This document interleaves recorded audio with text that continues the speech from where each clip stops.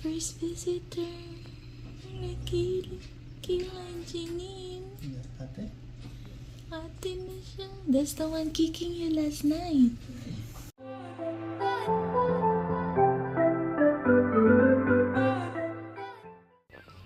Hi guys! So, ito yung mga last day na nasa loob ng tiyan ko si Kayla.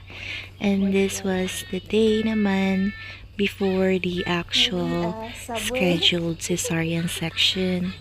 We're on our way to the office inside Long Beach Memorial to do all the paperworks. And eto, pauwi na kami. And ang buntis ay gutom. But for the lakad para mas bumaba si baby. And eto na yung gabi. Sobrang kaba ko nito. Pero nililibang ko lang yung sarili ko para hindi nervousin. And ito naman yung huling ligo bago yung operation. And yes, pag scheduled cesarean ka, you are like at least 3 days before your actual due date, or at least a week, para kaya mo pang lumakad papuntang hospital. And okay pa naman ako dito. Ang kalaban ko lang is the kaba. And eto na kami, nagda-drive na papuntang hospital. Malapit lang naman, siguro mga 10 minutes drive or less than 10 minutes if it's not traffic. And eto na kami, charan!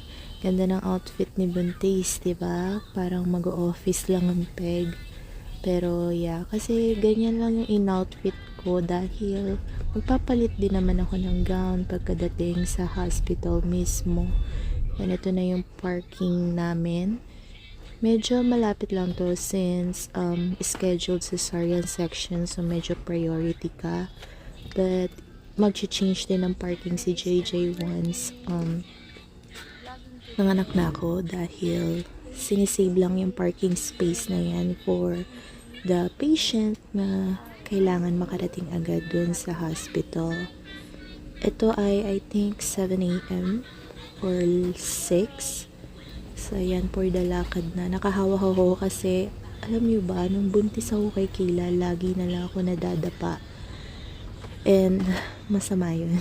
So ayan, for the hawak ang buntis, grabe yung balance ko nun. Siguro kasi ang laki ng tiyan ko. Humpy Dumpy. So, ayan, pakyat na kami sa taas. And, umpisa na ng aking kaba.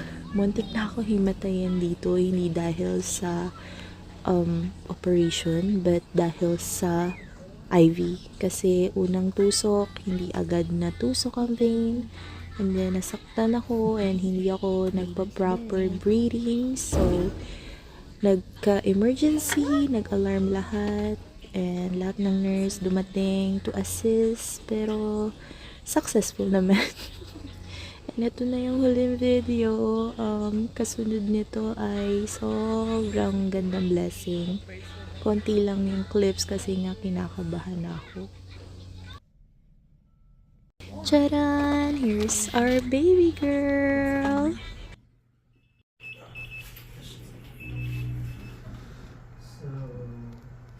Baby, daddy.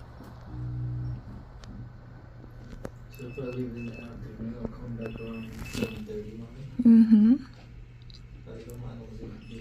Yeah.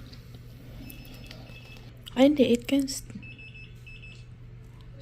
yung food. Oh, really? Oh, I guess 6 then. Hi, daddy. Hi. Good job, baby. Made it. Yeah, we made it. Doctor is so good. Exactly like Buday.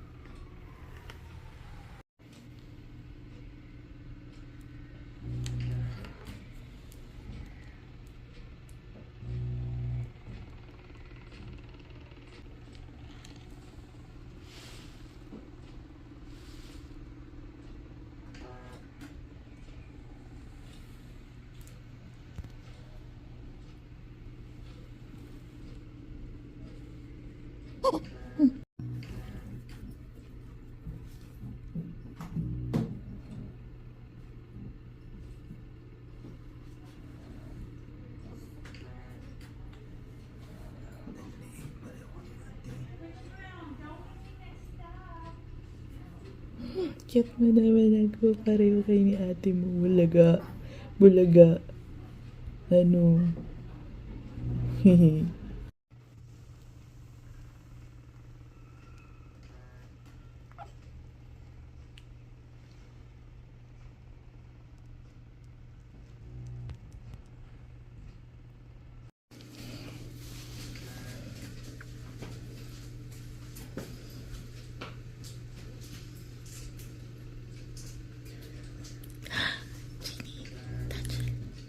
Touch. You can touch. Our first visitor. Kila Janine. Ate?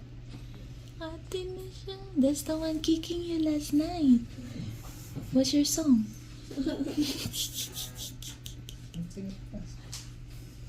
You're funny.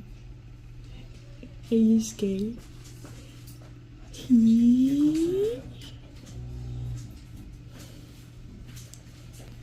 Mommy, did you? I thought he ordered me.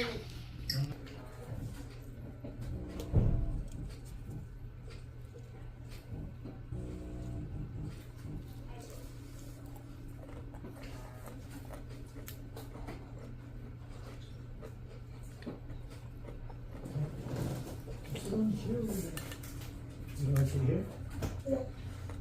Excited? Oh, what is her hands doing? Covering her eyes?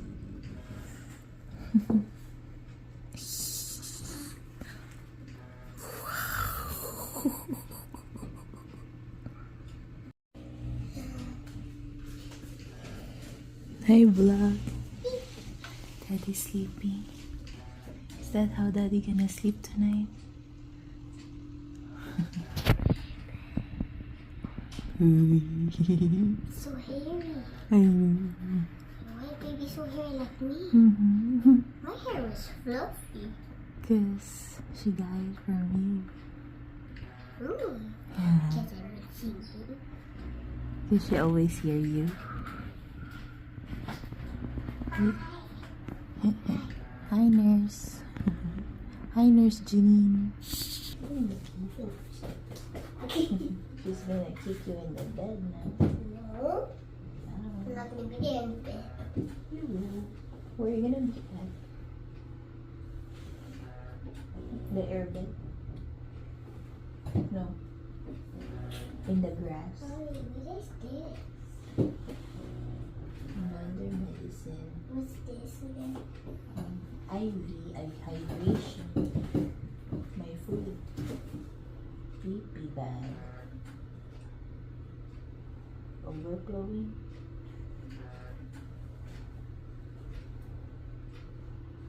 She forgot. Whoa, she forgot about it. This much, and then this is how much you need. This much. Mommy, this is how much. And this is how much. Baby, where is she? Where is she? Where is she? Where is she? Who? Huh? Who? The nurse. Just working. You call her? Uh-oh. Huh? No, I moved the feet. Oh. Uh-oh. What? Can I borrow the pillow? Why? The weird stuff. Oh, sleeping. Daddy's awake. Hi, baby. Daddy's awake. Daddy, one of mommy's nurse is a Sonia. Look, Daddy, Sonia. Nag-change ba? It's this connection here. Or that.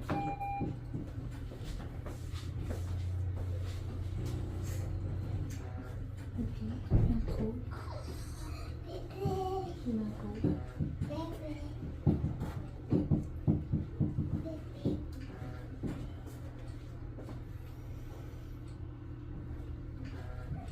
In the house. house, you're gonna skin to skin the Huh? baby. Huh? What? Skin to skin. Skin to skin? Hindi yung shirt. Not to remove your shirt. What?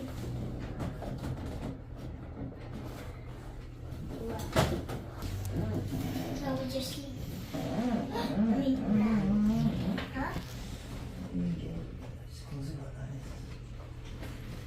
Someone's named Sonia like Mama. She's the one checking you. That's Mama's name. So you go home 7:30? Huh? So you go home. What? The best thing you can do it often, and be sure that everyone else washes their hands or uses hand sanitizer before touching you or things that you touch. You may also want to keep disinfectant wipes to wipe off things you touch. And make sure not to touch your own broken skin, like a cut or a sore. And show your nurse simple things like shaking hands, rubbing eyes, and opening a door can spread infections that can make you sick. But there is something you can do to control the spread of infection. And you to be more comfortable. With a shallow latch, however, the nipple is not far enough inside the baby's mouth. When it only reaches the hard palate in the front of baby's mouth, the nipple gets pinched. This can damage the nipple and result in your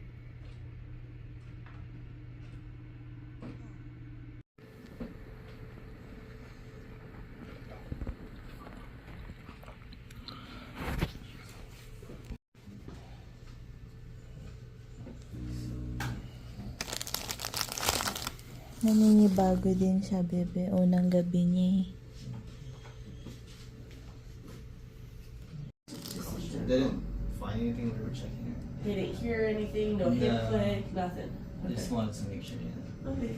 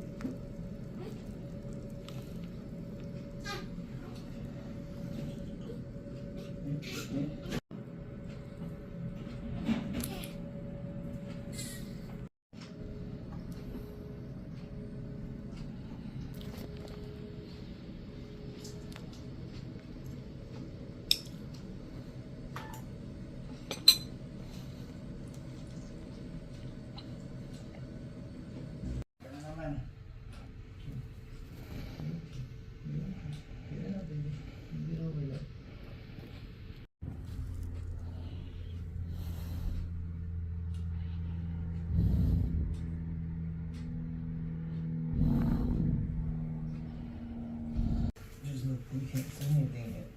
Let mommy eat and then hopefully baby's sleeping by then. Look, mommy, nakatakot pa rin pala pag gabi. Ayaw siya natulog. I sat up, I'm like, Pag sa dilim, no? Parang may okay. ganon. I thought she cleft her lip. I'm like, what? But, What? Look.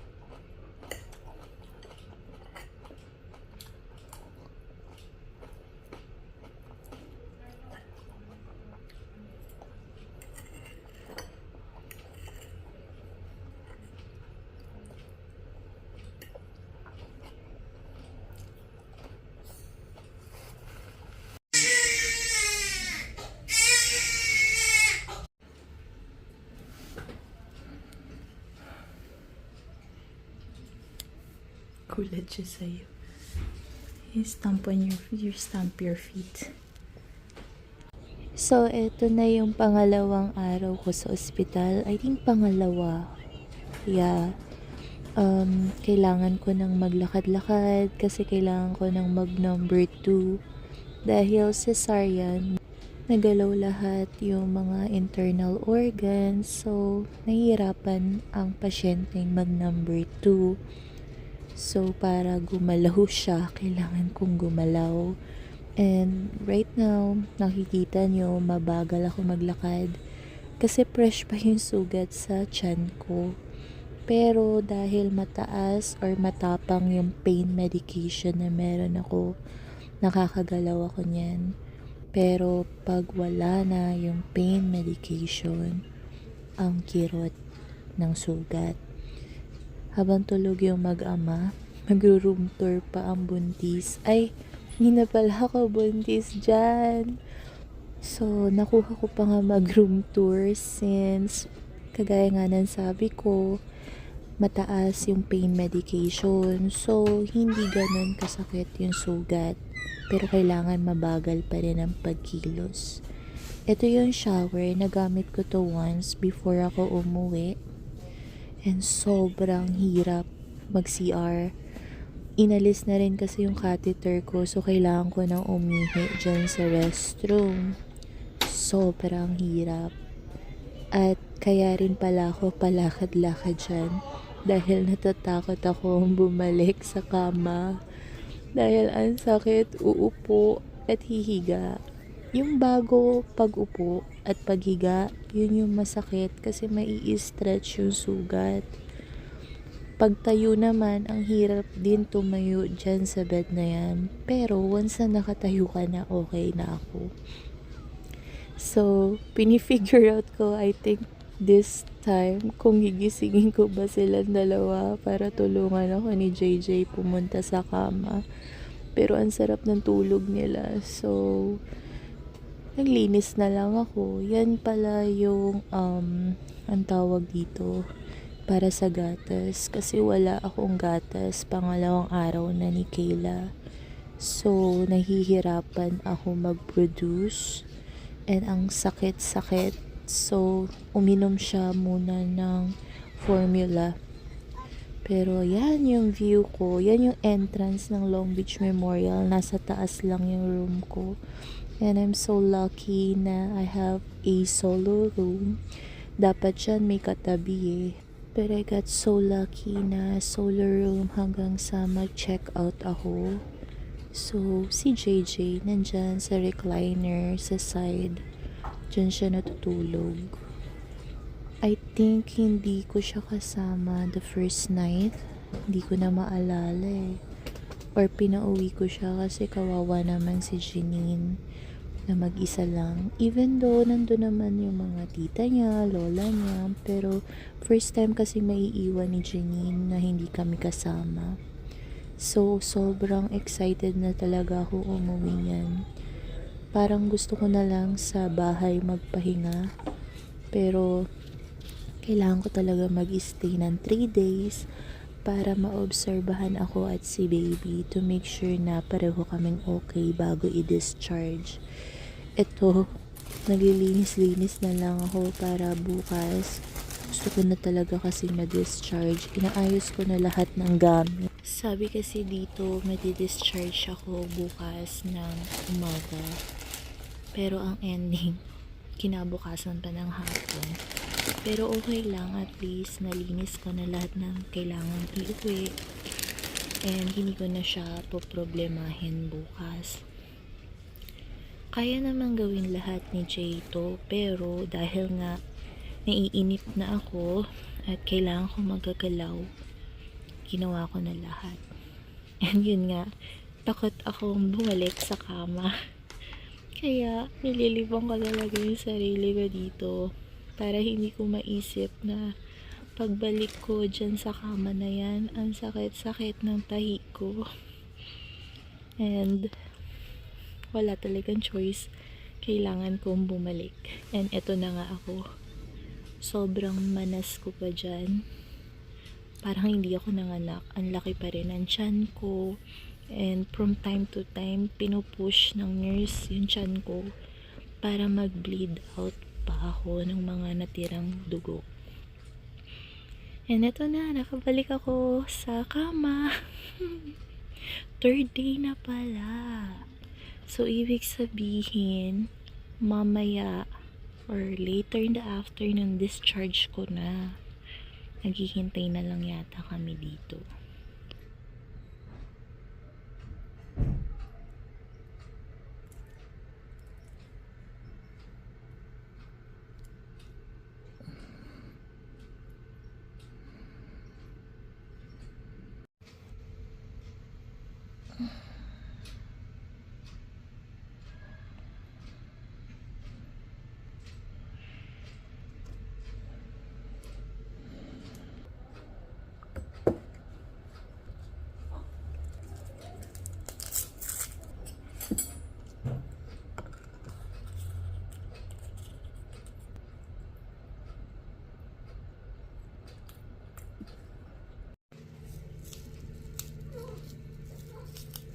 Hindi na makita yun. Inano niya sa rice. Wala yun.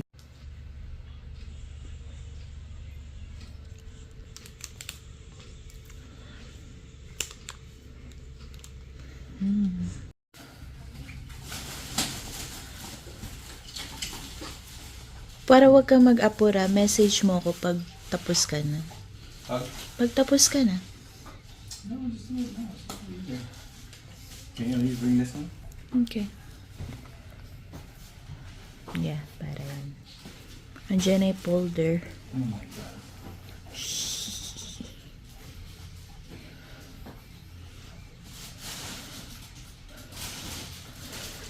Charge. Dami. Shopee. Bye-bye. Love you. See you. Discharging. I'm just feeding baby. Hi guys. Today is June 15 and we're gonna get discharged in a bit. It's 20 minutes before 2 p.m. and I'm just feeding baby right now. JJ already went downstairs to bring all our stuff, and as soon as baby Kayla finish eating, I'm gonna call the nurse so that they will roll me in a wheelchair with baby because they wanted to see the car seat in the van. So yeah, everything is empty. Wala nang gamit.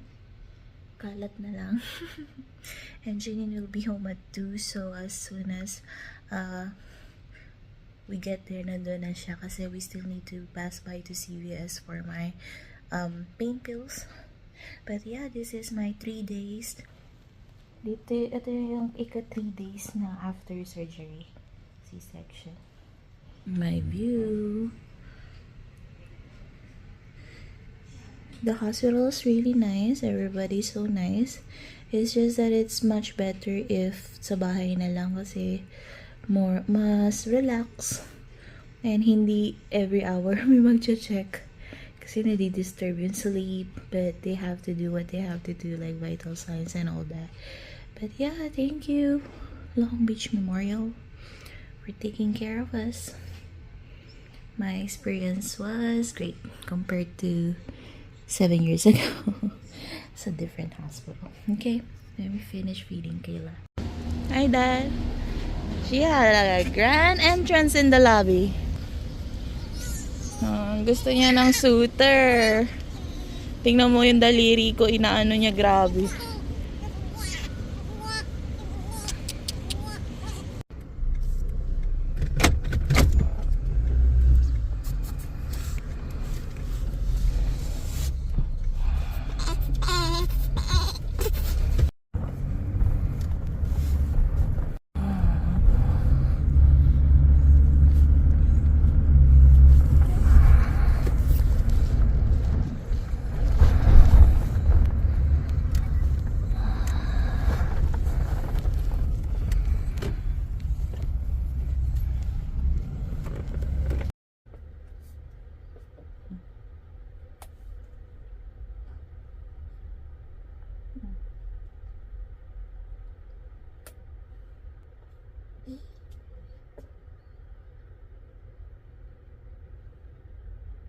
Kayla, Kayla, Kayla, Kayla.